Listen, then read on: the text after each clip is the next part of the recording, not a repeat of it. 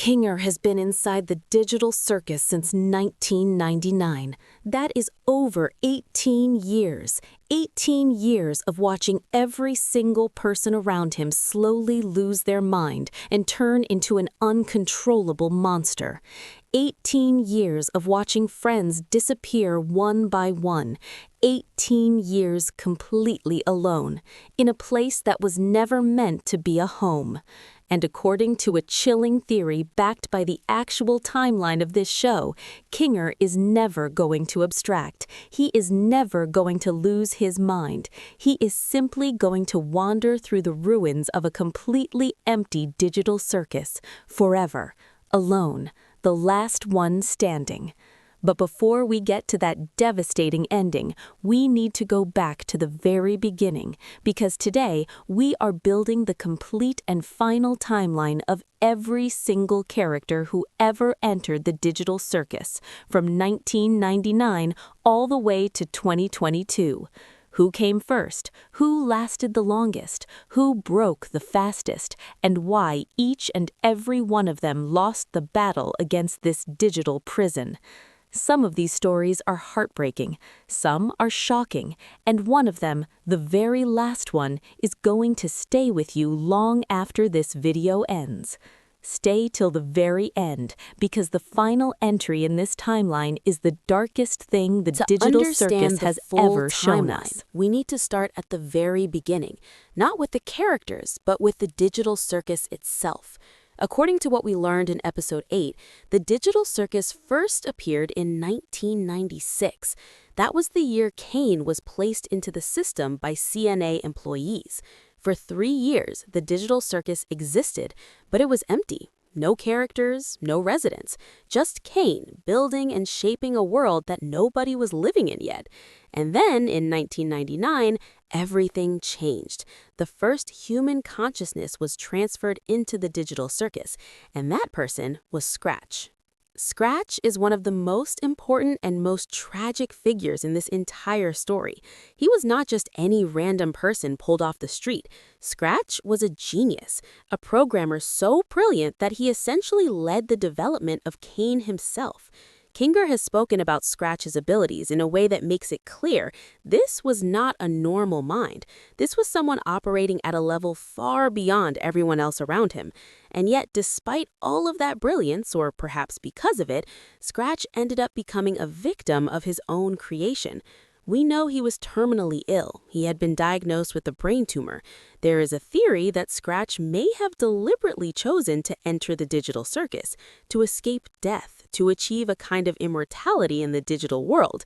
But if you go back to the very first scene of Episode 8 and look at the German subtitles carefully, that theory falls apart immediately. Scratch's first reaction inside the Digital Circus was pure confusion and fear. He did not choose this. He was trapped here just like everyone else. The man who helped build the cage ended up locked inside it. And sometime around the year 2000, just 1 year after entering, Scratch became the very first character to abstract, the very first one to lose the battle. Now, alongside Scratch in that original 1999 lineup were 6 more characters: Queenie, Spike, Wormo, Ratty, Bisco, and Kinger. All of them entered the Digital Circus that same year, and each of their stories tells us something different about what this place does to a person over time. Let us go through them one by one, because every single one of these timelines matters. Wormo abstracted in 2001, and honestly, when you understand his situation, it is impossible not to feel something for him. Wormo had no limbs, not arms, not legs, nothing. In a place where Kane's daily adventures required physical participation, where movement and interaction were the only ways to find any kind of distraction from the hopelessness of being trapped, Wormo had none of that. Every single day was harder for him than it was for anyone else. He also appears in Episode 6 on the list of former CNA employees, which suggests he was actively trying to understand the system, trying to find the exit, trying to solve the problem from the inside. But constant failure, combined with a form that made everything harder, combined with the slow disappearance of everyone around him, it broke him. By 2001, he was gone. Spike abstracted in 2002, and this one is particularly interesting because on the surface, Spike looks like a cheerful, lighthearted character, but if you study his appearance in episode 8 and his concept art carefully, you can see it, the depression hiding underneath the surface. Spike had accepted from very early on that the digital circus was not a place where he could survive long term. That quiet acceptance, that internal giving up without ever really fighting, slowly turned into something much darker, and by 2002, he was the third to go. Ratty abstracted in 2003, and if you look at Ratty's concept art, you will immediately notice something familiar. She behaves a lot like Ragatha, always positive on the surface, always trying to keep things light. But Ratty entered the digital circus when it was brand new, when there was no roadmap for how to survive here mentally. There was nobody to guide her, nobody who had figured out how to cope. She tried to hold everything together by projecting constant positivity, but underneath that forced happiness was someone slowly disconnecting from everyone around her. Eventually, that distance became too wide to cross. 2003 took her.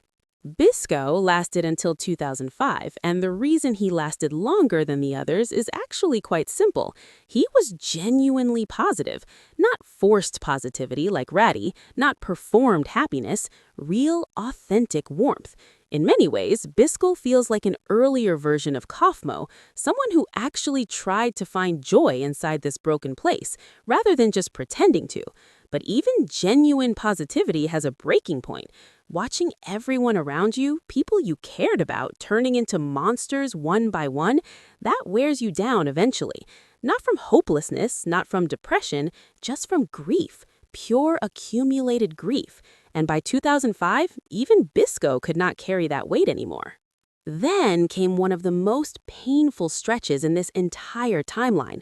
After Bisco, for 2 full years, only Kinger and Queenie remained, just the two of them, alone in the digital circus together. And then in 2007, Queenie abstracted. Kinger watched his wife, the person who had been beside him through all of this, disappear. And for an entire year after that, Kinger was completely alone, the only living resident of the digital circus. No company, no conversations, just Kane and an empty world, and a man slowly holding himself together by whatever threads remained. That year alone, 2007 to 2008, is probably the most important year in Kinger's entire story, because what he went through during those 12 months is what shaped everything about who he is right now. And then in 2008, Ragatha arrived. Confused, scared, completely overwhelmed by everything around her, she appeared in a digital circus that had only one resident left, and that resident was Kinger. He spent enormous amounts of time with her, explained the rules, calmed her down when panic took over, helped her understand what this place was and how to survive inside it. That's exactly why Ragatha speaks about Kinger the way she does now, with warmth, with gratitude, with a kind of quiet love that only comes from someone who was there for you when absolutely nobody else was.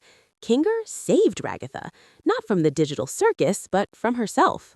And then the timeline starts moving faster. 2009 brought Cyclops and Clowny, 2010 brought Ribbit, and within that same year, Clowny abstracted. His design, his energy, everything about him screams someone who was in pain from day one and never found the support he needed. 2011 brought Bo, 2012 brought Oyster after Cyclops abstracted, and then in 2013, someone arrived who changed everything about how this place worked. Someone who came with a purpose, someone who didn't end up here by accident or deception, someone who chose this. And that person and the devastating chain of events that followed is exactly what we're going to break down in the next section. Ada satu perbedaan kecil, tapi kesannya sangat besar dalam cara wanita melihat seorang pria. Perbedaan antara bereaksi dan merespons. Kedengarannya sederhana, tapi inilah garis yang memisahkan pria biasa dengan pria yang benar-benar matang. Kebanyakan pria hidup dalam mode reaksi. Sedikit tekanan, mereka marah. Sedikit penolakan, mereka kecewa. Sedikit cabaran, mereka hilang arah. Segala sesuatu yang terjadi di luar langsung mengontrol apa yang terjadi di dalam diri mereka. Dan wanita bisa merasakan ketidakstabilan ini. Karena pria yang mudah bereaksi terasa tidak aman, bukan karena dia jahat,